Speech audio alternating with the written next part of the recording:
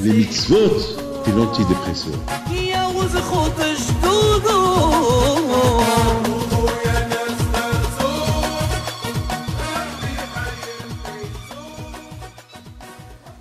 Bishut Merav Rabotai avec la permission d'Hachem, j'espère que vous allez bien. Aujourd'hui, nous allons parler un peu de l'éducation. C'est tellement important aujourd'hui avec tout ce qui se passe dans le monde. Quoi répondre aux enfants avec tout ce qu'il y a aujourd'hui? Quand par exemple, ce qui se passe, les enfants aujourd'hui, ils ont l'habitude de vivre une vie, et maintenant ils vont se poser des questions, et on doit les répondre. Et qu'est-ce qu'on doit répondre à nos enfants aujourd'hui? C'est un problème. Il y a beaucoup de choses, des questions que nous, par exemple, on a été éduqués dans une éducation très juive, avec la pudeur, en faisant attention, qu'est-ce qu'on touche, qu'est-ce qu'on voit. Ça va être un problème aujourd'hui de voir nos enfants qui, dans la rue, vont voir des choses qu'ils n'ont pas l'habitude de voir et que jusqu'à maintenant c'était caché. Et ils vont dire, papa, c'est quoi ça? Qu'est-ce qu'on va répondre? Personnellement, il n'y a pas de réponse. La seule chose qu'il faut faire, c'est, il faut le dire, voilà notre point de vue juif, c'est comme ça, on n'a pas le droit de faire ceci et cela. C'est tout, il faut dire la vérité. On ne peut pas mentir à nos enfants, il faut le dire, bon, c'est la vie. La vie, c'est comme ça, chacun il mène sa vie, mais nous, notre vie, elle est comme ça, elle est tracée, ça va être dur, mais il n'y a pas le choix. Par exemple, si on parle de la fête de Pessah, on sait très bien que la fête de Pessah, c'est la fête aussi de l'éducation. C'est la fête des questions. Parce que s'il y a trop de questions à poser pour la fête de Pessah, il y a beaucoup de questions qui se posent. Et les enfants, pourquoi on fait ça, pourquoi on fait ça, pourquoi on ne mange pas la baguette, pourquoi on ne mange pas le croissant, et pourquoi on fait l'abdika, pourquoi on annule. Il y a beaucoup de questions. Et bien justement, c'est quoi la réponse qu'on va leur dire? On fait tout ça en souvenir de nos parents qui étaient esclaves en Égypte et que le bon Dieu les a libérés. C'est une réponse qui n'est pas trop satisfaisante. Est-ce qu'ils sont satisfaits de cette réponse? Ils risquent de nous bombarder des questions en disant, oh, papa, c'est du passé, pourquoi tout ça? On peut faire une seule chose. Donc pour ça, il y a une éducation. Depuis le départ, vous savez, lorsqu'on éduque nos enfants, on introduit l'aïmouna, on inculque l'aïmouna dans le cœur.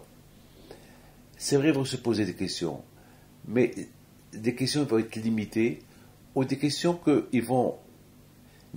c'est des questions qui vont être suivies par une réponse qui va les satisfaire. Parce que déjà, il y a une idée qui est dans leur tête. Parce qu'il y a un moment donné que l'enfant, il ne se pose pas de questions. Ce qu'on lui dit, il croit. Ce qu'on lui dit, il accepte. Et au fur et à mesure que le bébé va grandir, ce bébé-là, il aura toujours des questions, mais toujours, il va se satisfaire de la réponse qu'on va lui donner.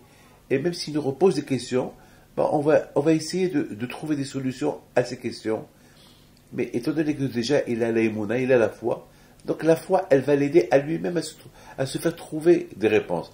Par exemple, lorsqu'à Pessah, on dit, Hayav Adam, chaque juif, il doit sentir comme s'il est sorti d'Égypte. C'est quelque chose qui n'est pas acceptable. Moi, je ne connais pas l'Égypte. Moi, j'ai jamais été esclave. C'est de l'histoire. C'est du passé. Comment on peut me dire, à Pessah, imagine-toi que tu étais esclave en Égypte, chez Pharaon, et que le bon Dieu t'a libéré. C'est dur d'imaginer une chose pareille. C'est très très dur. Mais lorsque je vois mon père, la façon comment il l'a fait, depuis que je suis jeune, et ça reste gravé dans ma tête. Et quelque chose qui reste gravé dans la tête, ça devient une réalité dans la tête. Et après, au fur et à mesure du temps qu'on grandit, la chose s'installe mieux, et l'aïmouna, elle vient. L'aïmouna et la foi, elle va venir. La foi, ça vient d'Hachem. Vous savez, on dit, on dit que de la façon comment l'homme, il va choisir son chemin, du ciel, on va l'aider à choisir son chemin. Du ciel, on va l'aider à choisir son chemin. C'est tout. C'est-à-dire que si moi je choisis mon chemin d'être un croyant, eh ben, du ciel, ils vont m'aider à devenir un croyant. Et du ciel, ils vont m'aider à voir des choses tellement spectaculaires, des choses incroyables, que je vais commencer à vraiment croire en Akadosh Baruch Hu. Tellement que je veux dire, ben, si Hachem est capable de faire ça, eh ben, il était capable de faire ce qui s'est passé. Par exemple, je raconte une petite anecdote. J'avais besoin d'une somme d'argent. Ce que je vais vous dire, on ne peut pas me dire que c'est un hasard. C'est pas possible, ça ne peut pas être hasard. Et ça s'est passé avec moi 3, 4 ou 5 fois. Vous savez, j'ai beaucoup des gens qui étudient la Torah et beaucoup des fois que je dois, à qui j'aide. Il y a beaucoup de gens à qui je promets de les aider pour le mariage, pour le bar mitzvah. Vous savez, je promets. Beaucoup de fois, je promets. Je promets à tout le monde. Jamais je refuse, je promets à tout le monde. Mais beaucoup de fois, ça arrive que j'ai pas pour tout le monde. Et beaucoup de fois, je promets à quelqu'un, et puis, au moment qui vient pour que je lui donne, et j'ai pas. Eh bien, c'est passé. Par exemple, je vous donne la dernière anecdote. Par exemple, il y a quelques semaines, que j'avais besoin d'une somme X argent. Je ne peux pas vous dire combien, X. Et que j'avais promis à quelqu'un, pour l'aider pour une cause. Et puis voilà, je devais prendre l'avion pour voyager, je devais quitter la yeshiva, et il y a quelqu'un qui vient. Et je le vois, et j'étais un peu choqué, parce que j'avais pas l'argent. Et c'était le matin, de bon matin, et je ne savais pas quoi faire. À un moment donné, je dis, bon Dieu, comment je vais faire, qu'est-ce que je vais faire? Je dis, Hachem, j'étais perdu. Même si je vais emprunter chez quelqu'un, il n'y a personne. Et je ne sais pas, j'étais un peu perdu, je vous dis, j'étais perdu. Eh bien, lorsqu'on est perdu, vous, qu'est-ce que vous allez me dire de faire? Ben, il dit, j'ai pas. Monsieur, écoute, j'ai pas. J'oublie, j'ai pas. Mais moi, je suis Rabbi David. Le pauvre, il est venu de loin. Je lui promets, je peux pas lui dire non. Il vient de loin, je peux pas. Qu'est-ce que je vais faire? Vous allez me dire, ben, t'as pas le choix, il y a rien à faire. Non. Eh ben, tu pries le bon Dieu. Tu vas me dire, le bon Dieu, quoi, le bon Dieu, il est à côté de toi. Ben, justement. Il faut sentir le bon Dieu à côté de toi. Ben, justement. Puisqu'on est croyant, on dit que Hachem, il est partout. Alors, puisqu'il est partout, tu lui parles. Ben, tu le vois pas, mais tu lui parles. Il est partout. Alors, s'il est partout, tu lui parles. Et ben, justement, c'est Hachem. Voilà. Hachem, comment je vais faire? Il y a le secrétaire qui vient me dire, Rabbi David, bon, il y a le taxi qui est là, et on doit partir, mais il y a un monsieur qui est venu. Il veut voir, c'est urgent. Je dis, mais attends, mais je suis coincé. Attends, d'un côté, il y a un à qui j'ai promis l'argent, que j'ai pas. De l'autre côté, il y a un autre monsieur qui vient, il veut me voir, sans rendez-vous, sans rien du tout, et je peux pas le voir, et je suis pressé. Et vraiment, j'étais perdu, je savais pas quoi faire. Ben, tout ce que j'ai dit, bon, j'ai dit au secrétariat, vous savez quoi? Appelez ce monsieur-là, qui veut me voir. Vite, dites-lui que je dois voyager 1 minute, pas plus. Il rentre, il vient, il me dit, j'étais de passage, et voilà, je viens vous voir. Je dis, merci. Je dis, vous savez, je m'excuse, je ne peux pas trop vous voir, trop rester avec vous, parce que je dois partir. Et je lui dis, voilà, j'ai fait une bracha. Vous ne voyez pas qui prend son chéquier, il me dit, voilà, je voudrais vous faire un don. Qu'est-ce que je peux faire? Je dis, je sais pas, faites ce que vous voulez. Moi, je dois partir. Il me dit, là, je vous en prie, ne partez pas, il faut que je vous le donne en main. Je dis, bon, patience. Voilà, j'étais en train de voir ce qu'il était en train de remplir. Vous ne voyez pas qu'il remplit exactement la somme que j'ai promis à ce monsieur. Je dis, arrête. Vous pouvez lui mettre à son nom. Vous le donnez vous-même. Mais il me dit, mais c'est beaucoup. Je dis, ben justement, c'est ce que je lui ai promis. Et j'avais pas d'argent. Et le bon Dieu t'a envoyé pas pour moi, c'est pour lui t'a envoyé. Il m'a dit, alors, je donne la moitié pour vous et la moitié pour lui. Je dis, non. Vous êtes venu que pour lui. C'est ce que ce monsieur-là, ce pauvre-là, son espoir, c'était Dieu. Et Dieu, il ne va pas les donner directement, il va les donner par mon intermédiaire, mais moi, d'où je vais les avoir? Ben, il m'envoie par un autre intermédiaire. Et c'est comme ça que ça marche. C'est ça, c'est comme ça que ça marche. C'est-à-dire que déjà, il faut avoir la base. La base, c'est les parents qui la donnent à l'enfant. La base de la Emouna, c'est les parents qui la donnent à l'enfant. Une fois que les parents, ils ont donné la base de la Emouna à l'enfant, alors c'est super. Après, c'est super. Après, c'est fini. Après, la Emouna, elle se développe elle-même. Et Hachem, il va l'aider pour lui prouver qu'il n'est pas en train d'avoir une foi pour rien. Je vous en parle, je rigole pas. Les débuts, je les ai reçus chez mon père. Et après, j'ai commencé à faire ce que mon père m'a dit. Ce que mon père m'a enseigné. Et après, j'ai commencé à rentrer dedans. Et après, j'ai commencé à tester, à vivre ma Emouna. Et en vivant ma Emouna, je commence à voir Hachem, il est là. Une fois que je vois que Hachem, il est là, ça y est, c'est fini pour moi. Hachem, il est là. Je suis convaincu, c'est fini. Mais le problème, c'est le départ. Pour ceux qui n'ont pas reçu d'éducation de foi de leurs parents, mais c'est un lent travail pour eux. Mais lorsque les parents ils donnent l'éducation à leur enfant, ça allège beaucoup la Emouna dans le cœur des enfants. Par exemple, la Torah est dit à propos de Pessah.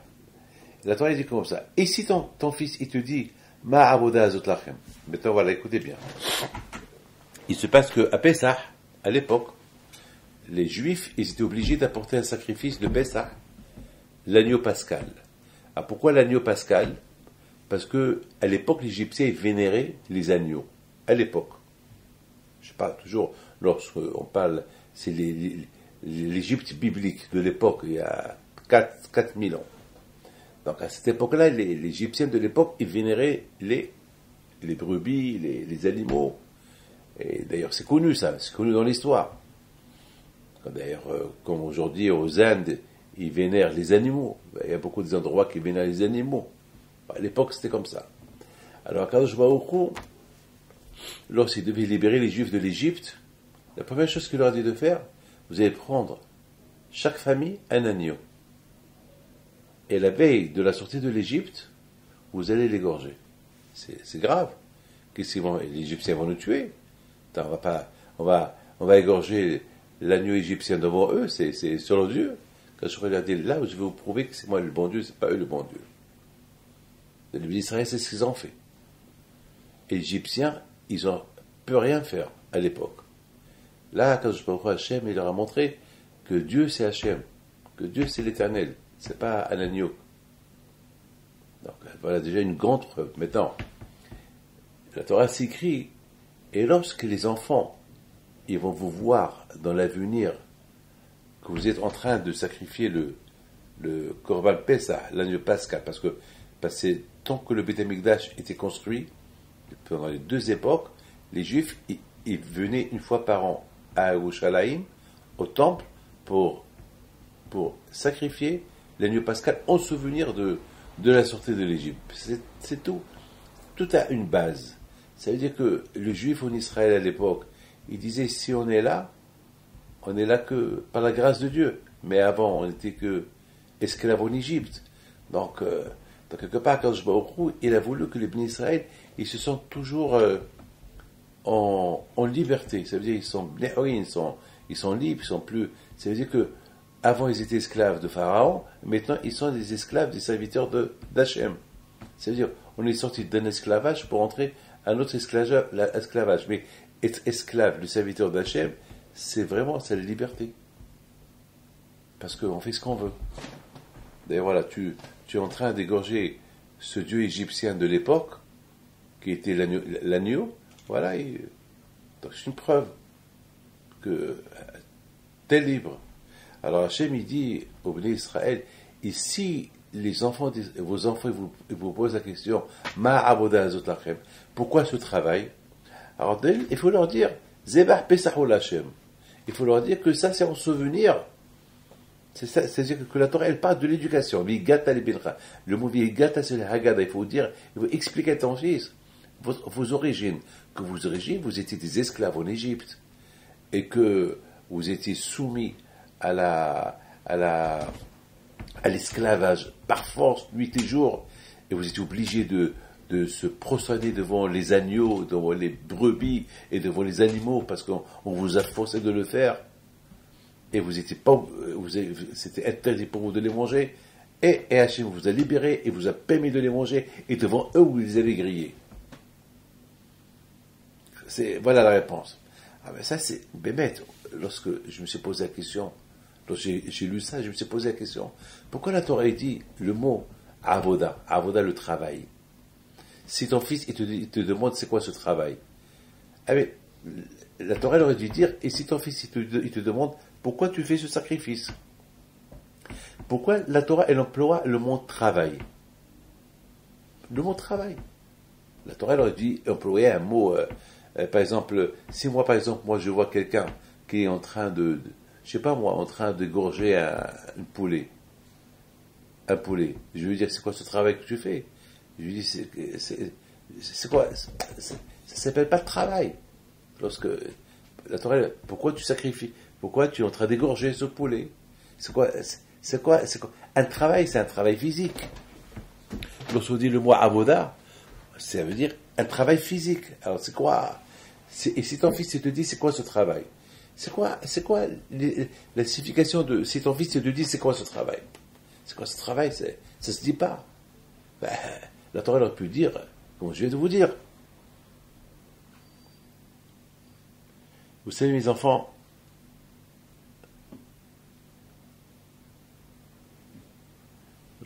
un enfant c'est un enfant. Un enfant lorsqu'il voit quelque chose, il travaille sa tête. Lorsqu'un enfant il voit quelqu'un qui l'égorge un mouton, si déjà il pose la question à son père, c'est Dieu qui a fait travailler sa tête pour poser la question. Beaucoup de fois on se dit, il faut travailler la tête pour comprendre.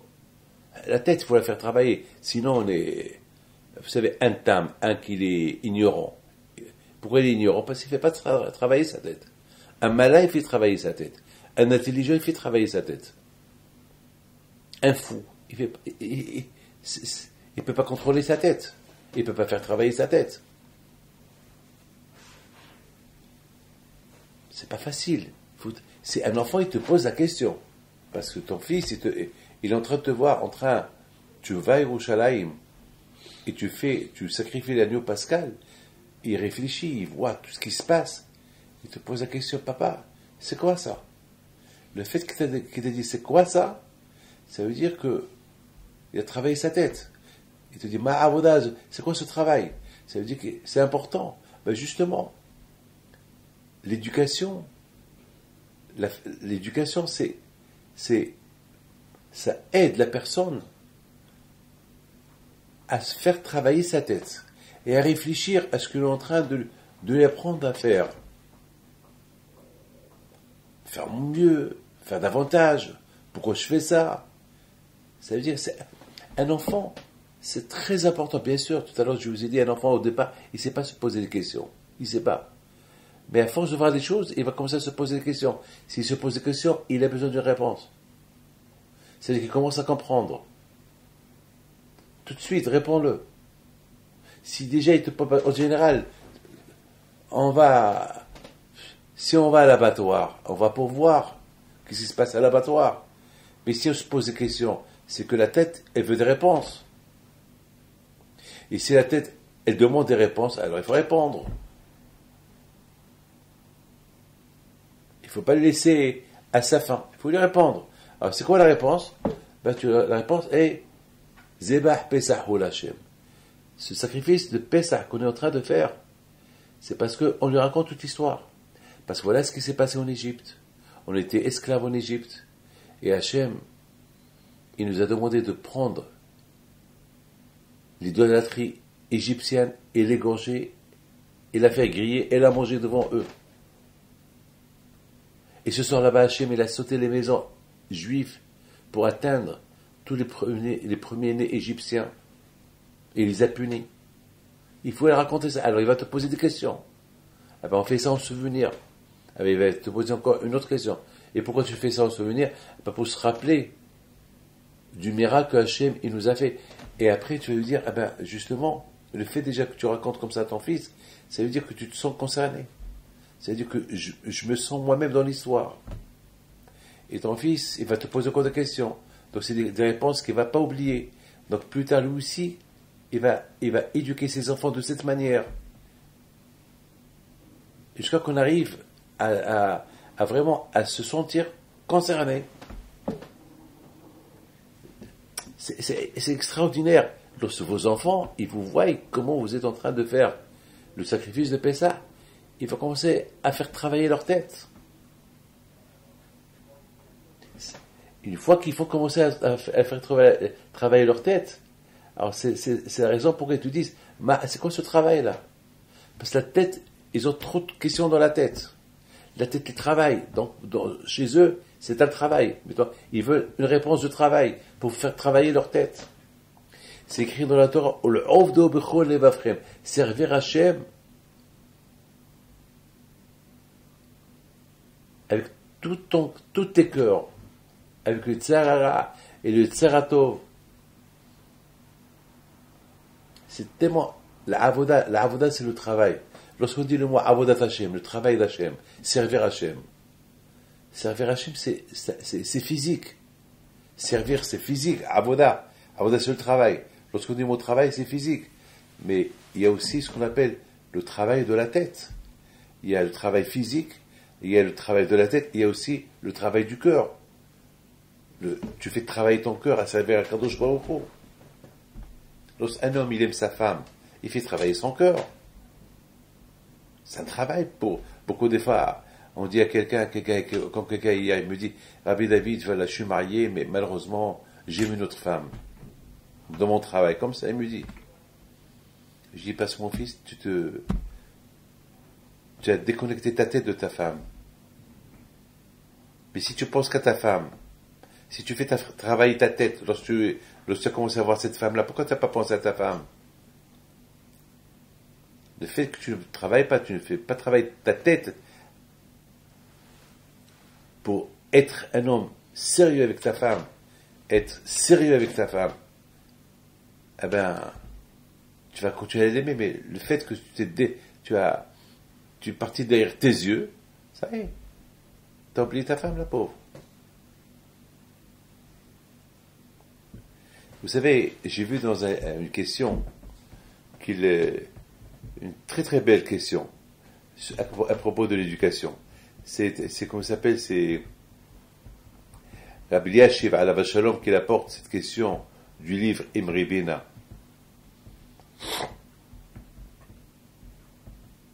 Au nom d'un autre livre qui s'appelle Haridim.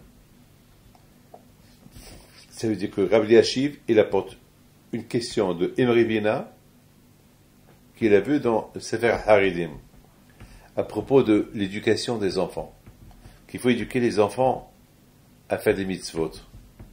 Alors, il pose une question, mais on dit que mitzvot c'est chot kavana. Lorsqu'on fait une mitzvah, il faut penser à la mitzvah. Or, la question, elle est comment un père, il doit obliger ses enfants, il doit les éduquer à faire des mitzvot, puisqu'un enfant, il ne pense pas à la mitzvah, il ne pense pas à la kavana. Il ne sait pas être mitkaven pour la mitzvah. Il ne sait pas penser que ce qu'il est en train de faire, c'est pour la mitzvah. C'est une belle question. On éduque les enfants à faire une mitzvah. Hayav, obligatoirement. Il faut. Alors la question se pose, comment tu peux l'obliger à faire une mitzvah à l'enfant, puisqu'on dit que lorsqu'on fait une mitzvah, il faut penser que la mitzvah que je fais, c'est pour la mitzvah. Par exemple, si je mets tefillin, je pense que je fais la mitzvah pour mes tefillin. Je ne peux pas mettre tefillin et je pense que je suis en train de mettre un tzitzit sur moi. Non, c'est tefillin que tu es en train de porter. Tu ne peux pas mettre tefillin et tu penses au tzitzit. Non. Mitzvot, c'est chot kavana. Lorsque tu fais mitzvah, il faut penser à la mitzvah. Alors, Rabbi Eliashiv, il apporte la question de Imri Bina de la part de Haridim qui dit comment tu peux éduquer ton fils qui a 2 ans, 3 ans, 4 ans à faire mitzvah alors qu'il ne sait pas penser, il ne sait pas ce qu'il est en train de faire. Il fait, machinalement, il fait la mitzvah sans savoir qu'est-ce qu'il est en train de faire. Alors comment tu l'obliges? Et Rabbi Eliashiv, il donne une belle réponse. Il dit que la mitzvah et la kavana, c'est 2 choses différentes. La mitzvah, c'est une mitzvah, et la kavana, la pensée, c'est une chose. Mais un adulte, il est obligé de faire la mitzvah avec kavana. Sinon, ça s'appelle mitzvah ba'avera. Sinon, ça s'appelle comme tu as fait une mitzvah, et cette mitzvah-là, tu as fait une avera en faisant cette mitzvah, puisque tu n'as pas pensé à la mitzvah. Mais pour un adulte, non. Un adulte, tu lui apprends à faire la mitzvah, maintenant, étant donné que lui, il ne sait pas penser, donc c'est autre chose. La pensée, c'est pour les adultes, pas pour les petits. Donc ça veut dire, c'est pour ça, il faut éduquer les enfants à faire des mitzvot. C'est vrai, mais ils ne pensent pas à la mitzvah. Lorsqu'ils font la mitzvah, ils ne pensent pas qu'ils sont en train de faire la mitzvah. Ils font la mitzvah comme ça. Ils peuvent même, tu lui dis de faire une mitzvah et sa tête elle est ailleurs. C'est pas grave, parce qu'il est petit. Si sa tête elle est ailleurs, il est petit. Mais ça n'empêche pas de ne pas l'éduquer à faire la mitzvah. Vous voyez, lorsque je vois ça, je suis impressionné de cette réponse-là. C'est-à-dire que les enfants, étant donné que l'enfant, il ne sait pas penser à la mitzvah, écoutez bien, pour lui, c'est, tu l'éduques à faire une mitzvah. Par exemple, moi, David Pinto, je fais une mitzvah, j'apporte mon fils, je l'appelle, il est petit, et je lui apprends l'histoire de l'Égypte, une mitzvah, de lui raconter l'histoire de l'Égypte. Mon fils, justement, il ne comprend pas. Alors lui, il accepte, il entend mon histoire. Et vous croyez qu'il me croit? Mais il entend. Il entend. Mais est-ce qu'il me croit? Eh bien, s'il me croit ou il ne me croit pas, ça c'est autre chose. Mais toi, le papa, il faut que tu le racontes. Mais maintenant, lorsque mon fils me dit, papa, c'est quoi ce travail-là? Il commence à me poser des questions. Ça prouve qu'il commence à comprendre. Ça prouve qu'il commence. C'est la raison pourquoi. Si tu apprends pas à ton fils à faire des mitzvot, comment veux-tu qu'un jour il te pose des questions?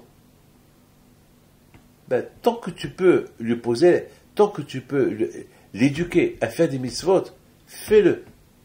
Parce que plus tard, ce sera trop tard.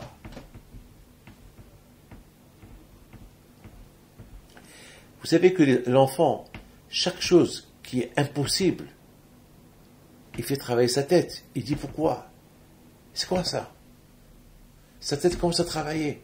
Ma'abodal, lui-même, il se pose la question, pourquoi ma tête travaille? Pourquoi ma tête me pose cette question?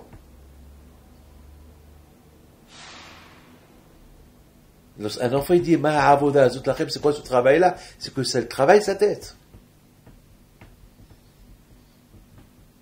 Donc, plus sa tête, elle travaille, donc tu es obligé, donc c'est une raison de l'éduquer à faire des mitzvot. C'est vrai, il ne va pas faire la mitzvah avec kavana, avec pensée, mais c'est pas grave parce qu'il n'est pas encore à l'âge de penser ce qu'il est en train de faire, mais il peut se poser des questions. Et bien justement, c'est ces questions-là qu'on a besoin qu'il pose pour qu'on puisse lui donner des réponses.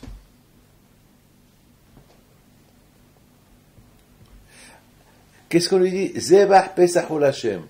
Ce sacrifice qu'on fait, c'est pas Hashem, il a sauté sur nos maisons. Mais déjà, le fait qu'on nous parle de Pesach, de Zebah, de sacrifice, alors, on éduque l'enfant combien il doit se sacrifier. Avec déjà le fait qu'il entend le mot sacrifice, ça veut dire beaucoup de choses. Que le judaïsme, ça demande un sacrifice.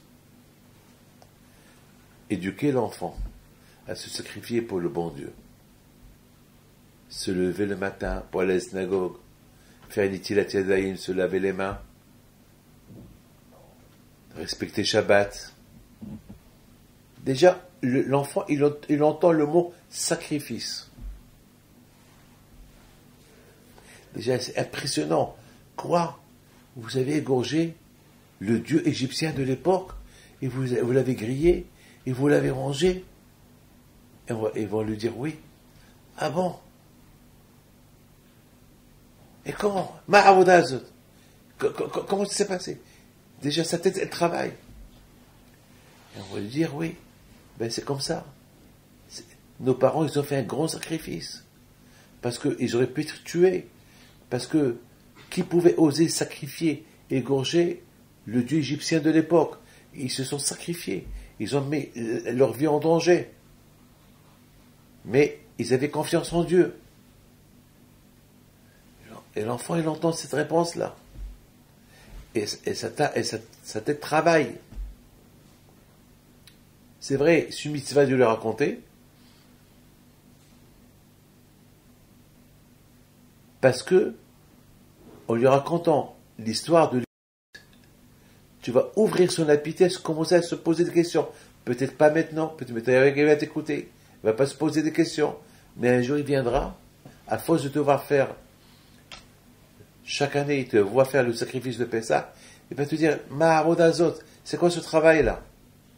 Le fait qu'il te dise c'est quoi ce travail, ça veut dire que sa tête, elle travaille déjà, il veut commencer à comprendre. Donc l'éducation, c'est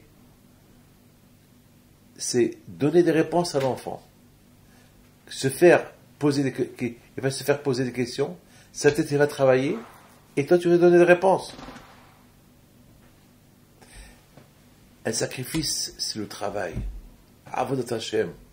On dit le matin, Kol atzmotai tu'ma'ana Hashem ikamocha. Chaque jour, on dit, Hashem, tous mes ossements, ils disent à toi, Hashem, qui est comme toi? Vous savez, chaque membre de mon corps, il a un but dans la vie. Il a un travail dans la vie. Mes mains, ils ont un travail dans la vie. Mes yeux, ils ont un travail dans la vie. Mes oreilles, ils ont un travail dans la vie. Ma bouche, elle a un travail dans la vie.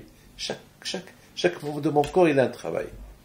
Et chaque membre de mon corps, lorsqu'on l'utilise pour le bon sens, pour le bon travail d'Hachem, il réalise à la fin, merci Hachem, que tu as créé un corps avec des mains qui puissent te servir. Merci Hachem que tu as créé des yeux dans un corps pour qu'ils puissent te servir. Tout à l'heure, j'étais chez mon ophtalmo et il m'a dit certaines choses. Et à un moment donné, lorsqu'il m'a montré dans la radio, l'œil, le fond de l'œil, c'est inimaginable. Je donne parole d'honneur. Je lui dis, Hachem, Mikamocha, Hachem qui est comme toi. Il me demande qu'est-ce que vous avez dit. Je dis, je suis impressionné. Je lui dis, pour cet œil-là, il y a des centaines de spécialités, des centaines de médecins différents, et pour traiter cet œil. Chacun, il a une spécialité dans un coin de l'œil. Et Hachem, il a créé ça en quelques secondes. Bon, lui, il ne comprend pas, mais c'est un goy, il ne comprend pas. Mais lui, il est très laïque. Il me regarde. Il était impressionné que j'étais impressionné. Alors il me dit, mais c'est la médecine. J'ai dit, mais la médecine, mais cette médecine, mais qui a donné, regardez l'évolution de la médecine. Et c'est pas encore fini. Ne me dites pas, c'est la médecine, c'est Hachem. Mais il n'arrive pas à comprendre. Allez. Chaque péoula, chaque action que le corps y fait, c'est un travail. Regardez, prenez un avion. Vous avez là-bas un pilote. Un pilote qui pilote l'avion. Mais celui qui va ce pilote, qu'est-ce qu'il croit? Il croit que ce pilote, il lève l'avion. Il lève tout l'avion. Le pilote, c'est un pilote. C'est un homme. Regardez, mettez le pilote à côté de l'avion. Un Boeing 747, c'est comme une goutte dans l'océan. Regardez, devant. Et ce pilote-là, c'est lui qui lève cet avion. Celui à qui on dit, vous savez, ce pilote-là, c'est lui qui lève l'avion. Il dit, c'est pas possible.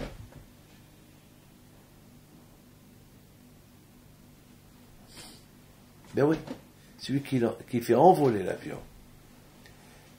Et dans la petite chambre de copilote, le copilote là-bas, il n'y avait que des kaftorim, que des boutons. Chaque bouton a une spécialité. Vous imaginez que le pilote va s'amuser à jouer avec des boutons, mais il va détruire son avion, avec tous les passagers. Chaque bouton, c'est un travail. Chaque bouton dans l'avion, il a une mission. Chaque membre du corps de la personne a une mission. Et c'est moi le pilote de mon corps.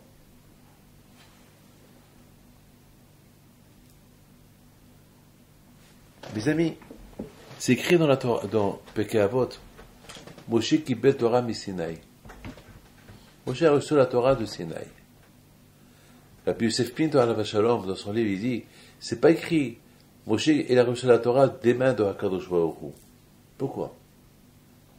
Il répond, comme Moshe Rabbeinu alav Shalom, il s'est dit,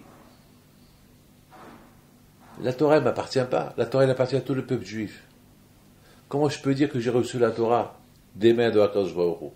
Que moi, Moshe, j'ai reçu la Torah des mains de HaKadosh. Non, la Torah, elle est à tout le monde, elle n'est pas à moi seul. Regardez, et pourtant, c'est Moshe qui est monté au ciel, c'est Moshe qui a étudié la Torah, c'est Moshe qui a fait tous les efforts, c'est Moshe, c'est lui tout. Et c'est Moshe qui, et Moshe parle avec le bon Dieu. Et c'est Moshe qui, 40 jours et 40 nuits, c'est lui. Et c'est lui qui a enseigné la Torah à Israël pendant 40 ans.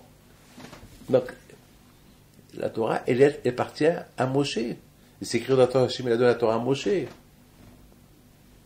Malgré tout, Moshe Rabbeinu alav Shalom, jamais, il a imaginé, il a pensé une seule fois que Hachem, il a donné la Torah pour lui.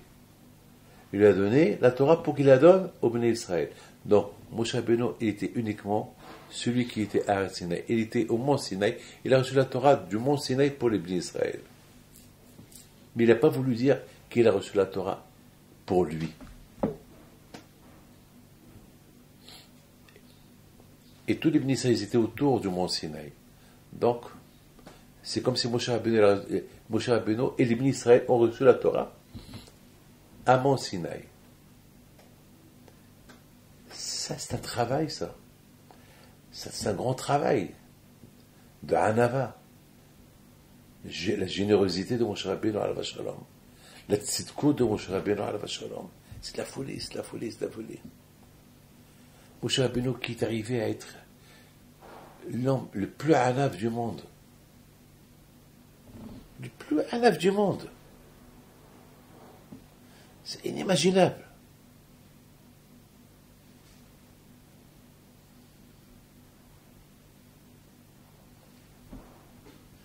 Il faut savoir une chose, que la Torah, elle n'est pas dans le ciel, elle est là. Si on ne comprend pas quelque chose dans la Torah, c'est pas parce que la Torah, son origine c'est du ciel, non. Son origine est du ciel, mais elle est là. Il faut travailler. Il faut bien se travailler.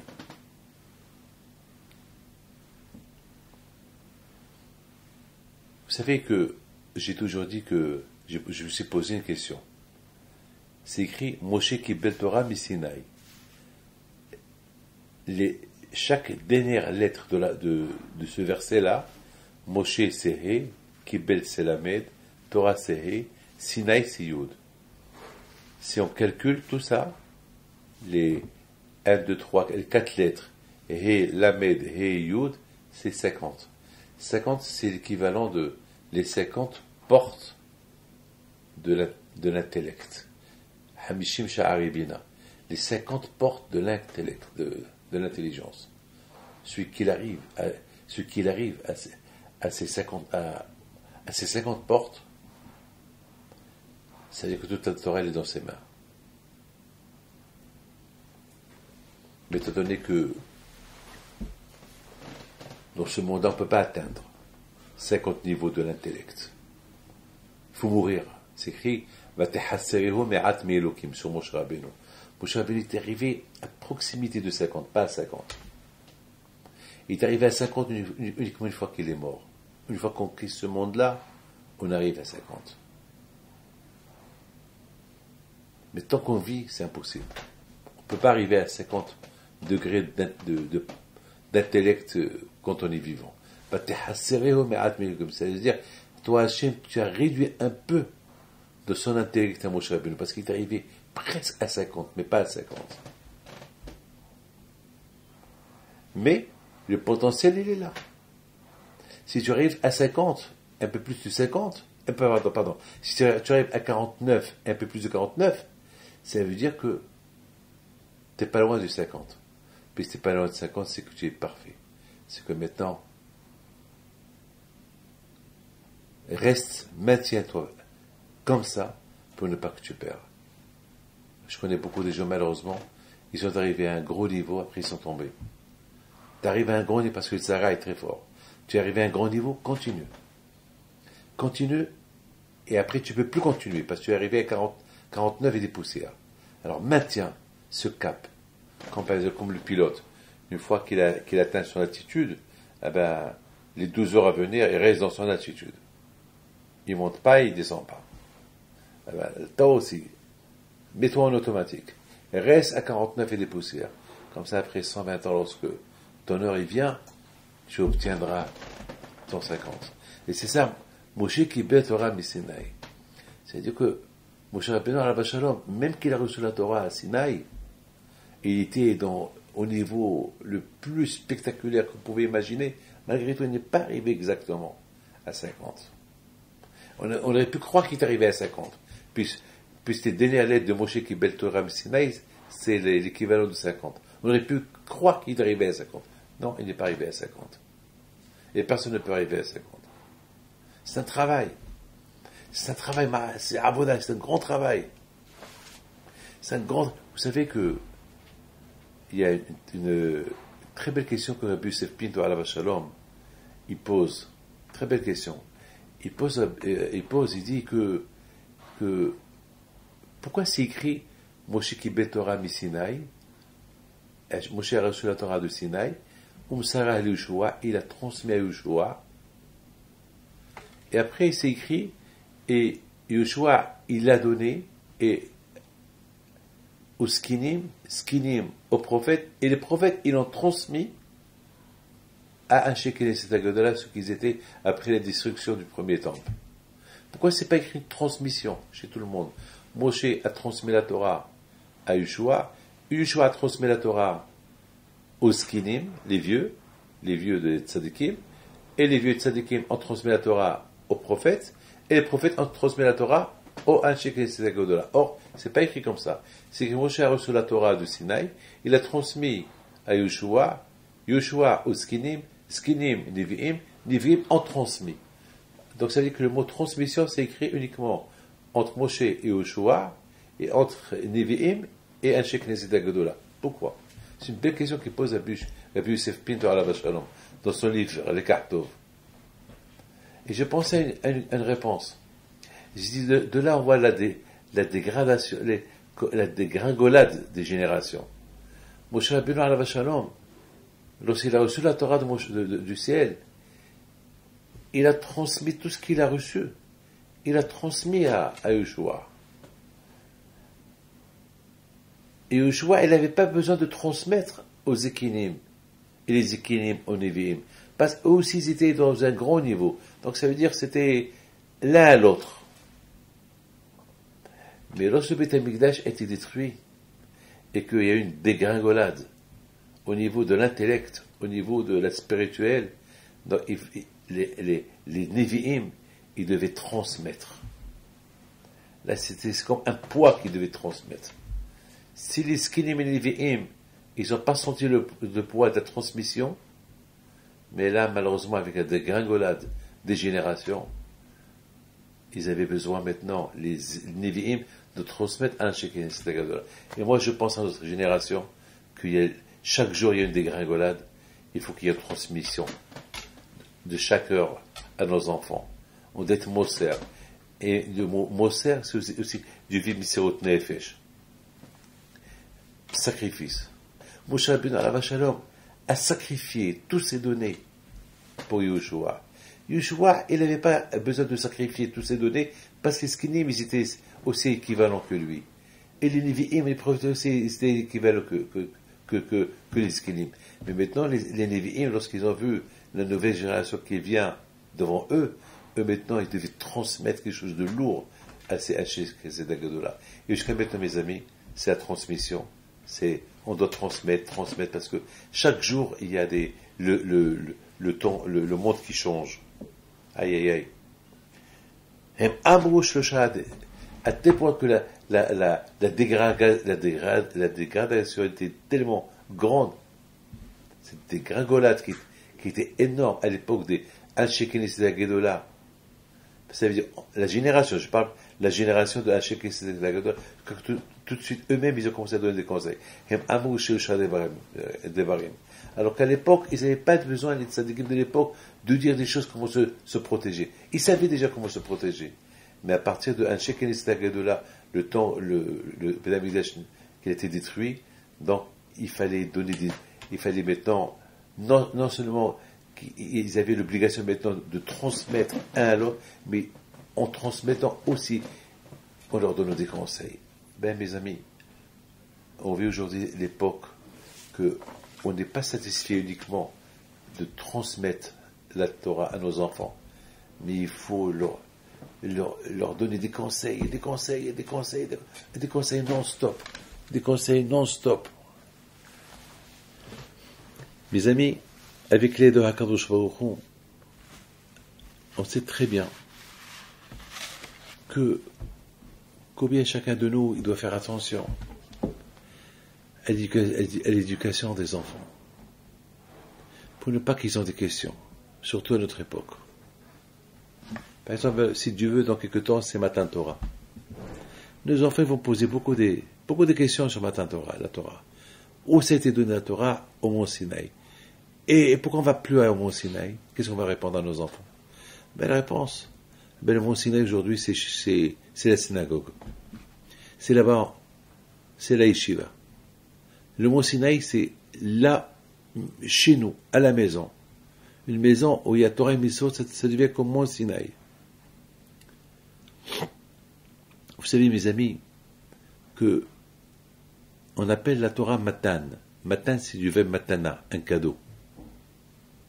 Vous savez c'est quoi lorsqu'on donne un cadeau? Ça veut dire que lorsqu'on donne un cadeau à quelqu'un, c'est qu'on l'aime. Et de plus qu'on aime ce quelqu'un, donc le cadeau va être mieux. Un milliardaire qui va marier une femme, il ne va pas lui donner du toc, il ne va pas lui donner une bague qu'elle vaut $1 ou €1. Selon ses milliards, il va lui donner $1, je sais pas moi, une bague de 200, 300, 400 000 €, je sais pas moi. Donc, Hachem, si vraiment il nous a donné un cadeau, c'est qu'il sait ce qu'il nous a donné. Mais lorsqu'on voit un peu de près ce cadeau-là, c'est un cadeau un peu dur à respecter. Lorsqu'on dit à quelqu'un, allez, ne travaille pas Shabbat, c'est Hachem, le cadeau d'Hachem, c'est ne pas travailler Shabbat, mais je perds l'argent, je vais le répondre. Donc, c'est des questions qu'il faut trouver des réponses. Et quelqu'un qui donne un cadeau, qu'il est un cadeau, il le donne avec joie. Et Hachem nous a donné le cadeau avec joie. Quand il leur a montré combien il les aime. Tous ces miracles qu'il a fait avec eux, tout cela pour leur montrer leur amour. Voilà, je vous aime, voilà, vous êtes mon peuple. Et surtout, alors avec tout le bien que je vous ai fait, ne croyez pas que je vous donne la Torah pour vous priver de ce monde, parce que c'est pour votre bien. C'est vrai, beaucoup de fois on nous prive de ne pas manger de cochon, on nous prive de ne pas travailler Shabbat, on nous prive de ça, on nous prive de nos femmes qui sont nida. Pourquoi toutes ces privations? Ben justement, Hachem, il nous répond, et si je vous aimais pas, avec tout le bien que je vous ai fait, et si je vous aimais pas, vous croyez que je vais vous faire tout ce bien? C'est vrai, vous croyez que je vous prive de tout ce... Mais toutes ces choses-là dont je vous prive, c'est pour votre bien. Et c'est vrai. Le Shabbat, c'est logiquement, lorsqu'on ne travaille pas le Shabbat, c'est beau. On repose la tête. Pour pouvoir... d'ailleurs, c'est même les grands scientifiques qui disent qu'un être humain il a besoin de se reposer un jour dans la semaine. Il faut se reposer. Il faut que la tête se repose. On le sait. Aujourd'hui, les gens même se reposent vendredi, samedi, dimanche. Donc oui, le mal que le bon Dieu t'a donné, Shabbat. toute façon, tu te reposes 3 jours. Qu'est-ce que tu perds de te reposer bien ce jour que le bon Dieu t'a donné, le Shabbat? Qu'est-ce que tu perds? C'est pour ton bien. Si Hachem t'a donné de ne pas manger le cochon, il a des raisons.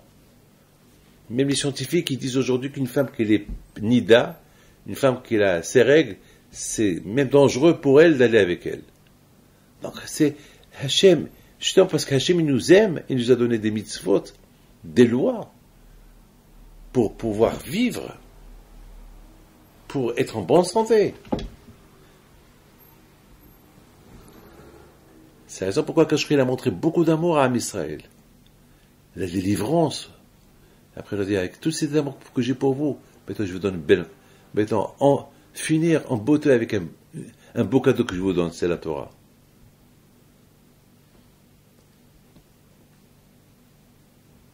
Mes amis, combien chacun de nous, il doit bien réfléchir. Vous savez, le Zohar, Kadosh, il dit, c'est vrai que le juif, il réagit un peu combien le bon Dieu l'aime, eh ben, il va sauter de joie. Mais pour que le juif il sache combien le bon Dieu l'aime, il faut qu'il respecte la Torah. Le bonheur de vivre. Le bonheur de vivre avec notre histoire. Cette histoire que tout le monde conteste. Tout le monde ne croit pas. On raconte nos histoires à quelqu'un. On va raconter l'histoire de Vercingétorix ou n'importe quelle histoire américaine ou n'importe quelle histoire, je sais pas moi, africaine ou n'importe quoi. Dans les écoles, on va les lire. Dans les écoles, vous aurez tous les livres d'histoire qu'on lit dans les universités. Mais l'histoire biblique, personne ne va parler. Personne ne va parler. Parce que l'histoire biblique, c'est ton histoire. Si toi tu ne parles pas de ton histoire, eh bien, qui va parler de ton histoire? Parce que c'est pas l'histoire publique. L'histoire biblique, c'est l'histoire juive. C'est ton histoire. C'est la Torah. Raconte à tes enfants. Et tes enfants vont le raconter à leurs enfants. C'est une histoire.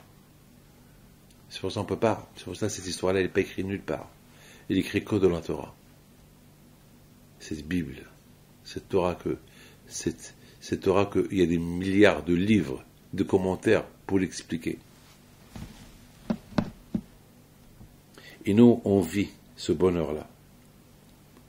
Ce bonheur de s'imaginer que j'étais égyptien. J'étais esclave en Égypte. Et le bon Dieu m'a libéré. Comment je peux arriver à cette conclusion? Uniquement si je sens que cette histoire, c'est mon histoire. Avec l'aide de mes parents, comme ils m'ont inculqué cette histoire dans mon corps. Et au fur du temps, cette histoire s'est développée, est devenue une réelle histoire en moi. Et le bon Dieu va m'aider pour affirmer mon histoire. Comme on a dit, avec la grâce de mes parents qui m'ont bien éduqué, la façon qu'ils vont me la raconter et la façon qu'ils vont me répondre à mes questions, comme récompense parce que j'ai fait travailler ma tête pour poser cette question, donner à la tête la pensée pour poser des questions,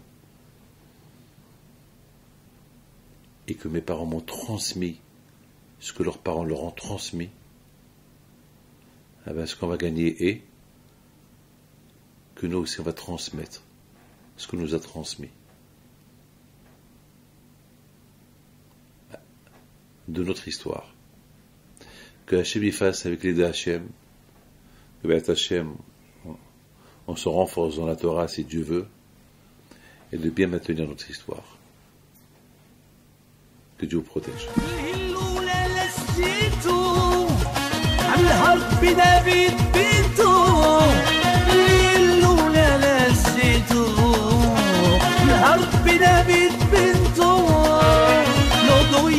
ثلاث صغار طول